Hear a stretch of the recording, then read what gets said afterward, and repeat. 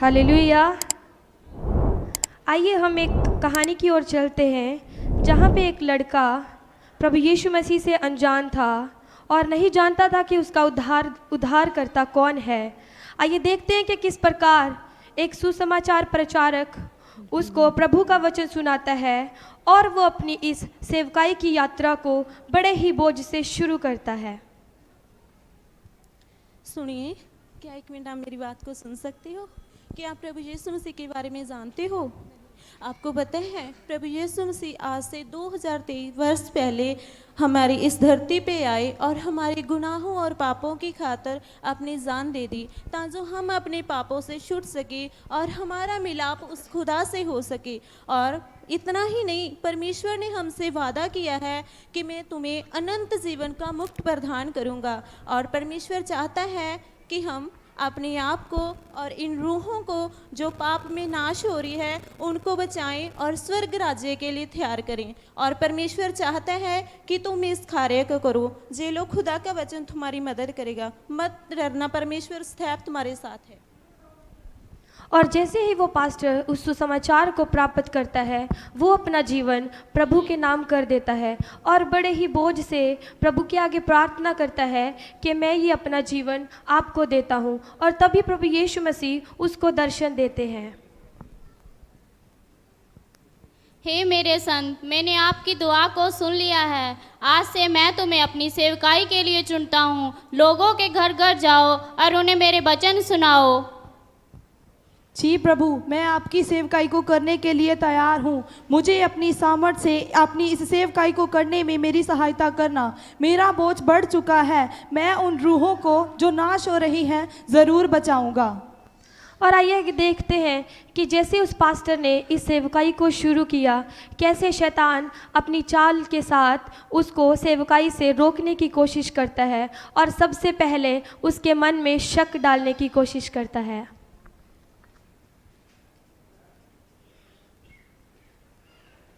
तुम ये क्या कर रहे हो? तुमसे नहीं होगा, तुम इस सेवकाई को छोड़ दो। नहीं, मैं परमेश्वर की सामर्थ और उनकी दया से उनकी ये सेवकाई कर सकता हूँ। तुम नहीं कर सकते, तुमसे नहीं होगा। इसीलिए हे शक की गंदी आत्मा, जा मेरी जिंदगी से चली जा। और इस प्रकार वो पास्टर अपने जीवन से शक को भी निकाल देता है। और जैसे ही पास्टर अपनी सेवकाई को शुरू करता है उसके जीवन में हम देखते हैं कि वो बहुत ही गरीबी और तंगी की हालत में होता है।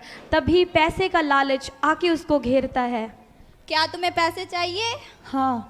इस सेवकाई को छोड़ दो, मैं तुम्हें दुनिया की हर धन दौलत संपत्ति दूंगा। इस रास्ते को छोड़ दो, मेरे साथ चलो।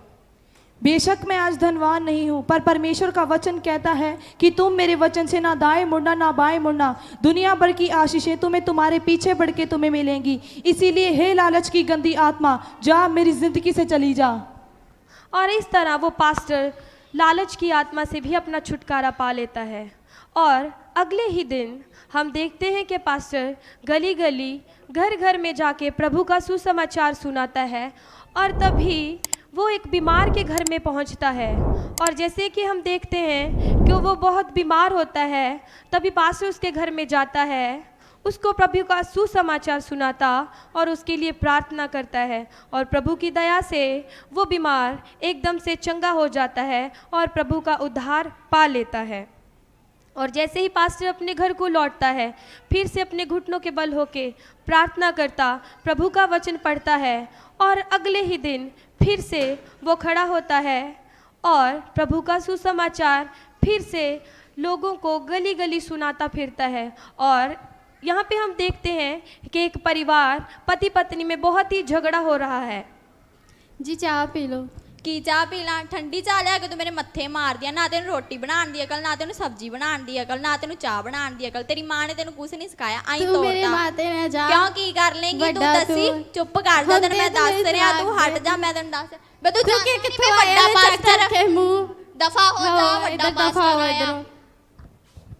और इस प्रकार वो पास्टर उन पति पत्नी को प्रभु का वचन सुनाने में नाकामयाब रहता है।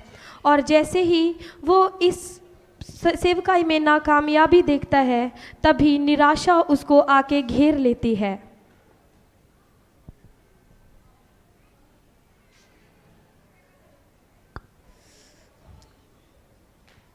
ये क्या कर रहा है तू? क्या कर रहा है ये तू? अब तेरे को करने कितना समय होगा तुझे सेवकाई करते हुए? क्या तुझे लगता है ये हो पाएगा? चारों ओर निराशा ही निराशा है, अब कहीं आशा की किरण नहीं दिखाई दे रही। अब क्या करेगा तू? मैं परमेश्वर की दया और उनकी सामत से ये सेवकाई कर सकता हूँ। परमेश्वर ही मेरी सच्ची आशा है। इसीलिए हे निराशा की गंदी आत्मा, जा मेरी जिंदगी से चली जा। और इस प्रकार निराशा को भी हराते हुए पास्टर अगले ही दिन फिर से उस पति पत्नी के घर में जाता है और फिर से वो झगड़ा कर रहे होते हैं। और इस प्रकार जब वो पास्टर उनको प्रभु का सुसमाचार सुनाता है, उनके लिए प्रार्थना करता है, और तभी वो प्रभु का सुसमाचार ग्रहण करते और प्रभु के उद्धार को पा लेते हैं। और अगले ही दिन हम देखते हैं कि पास्टर फिर से गली गली जगह जगह प्रभु का सुसमाचार सुना रहा था। तभी एक दिन वो पास्टर की तबीयत बहुत ही ज़्यादा खराब हो गई और वो बहुत बीमार था। तुम अब बीमार हो, तुम ये सेवकाई नहीं कर सकते, तुमको बीमारी के बिस्तर ने पकड़ लिया है। हाँ, मेरी तबीयत आज खुद ठीक नहीं लग रही। थोड़ी देर आराम कर लेता हूँ, प्रचार सुनाने कल चला जाऊँगा।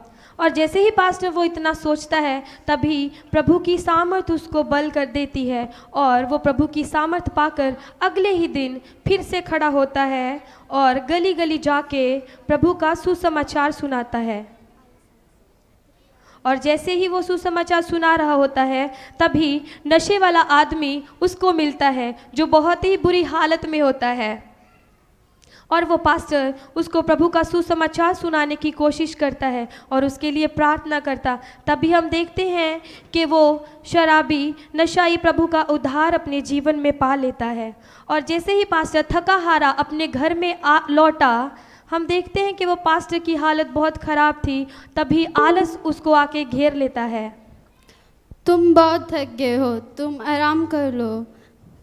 तुम बहुत थक गए हो, तुम आराम कर लो। इस सेवकाई में तुम बहुत थकावट हो रही है, तुम सदा के लिए आराम कर लो। नहीं, मैं परमेश्वर की सामर्थ और उनकी दया से ये सेवकाई कर सकता हूँ। परमेश्वर का वचन कहता है कि हे थके हुए लोगों, मेरे पास आओ, मैं तुम्हें आराम दूंगा। इसीलिए मैं परमेश्वर का आराम पाया हुआ दास हूँ। इसीलिए हे आलस की गंदी आत्मा, जा मेरी जिंदगी से चली जा। और इस प्रकार पास्टर आलस से भी अपना छुटकारा करता है और बड़ी ही जोर और शोर से प्रभु की सेवकाई को करता रहता है।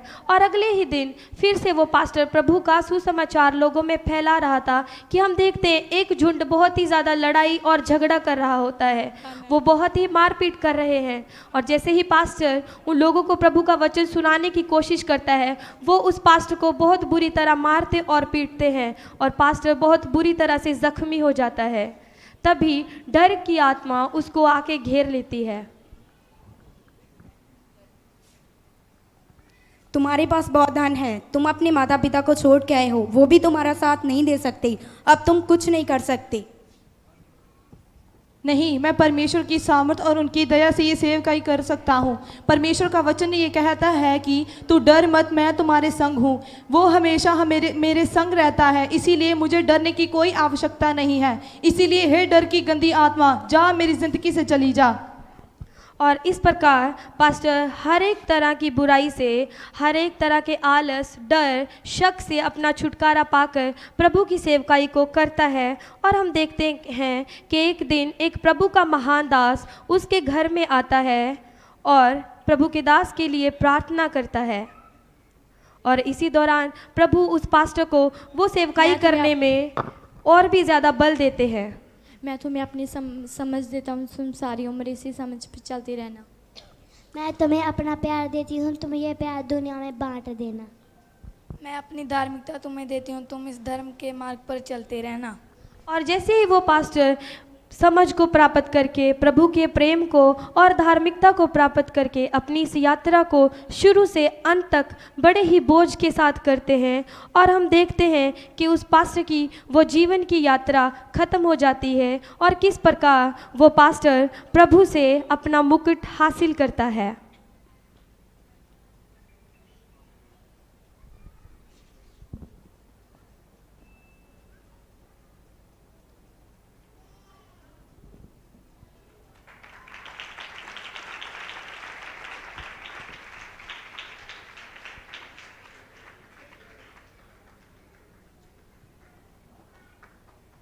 ਹਾਲੇਲੂਇਆ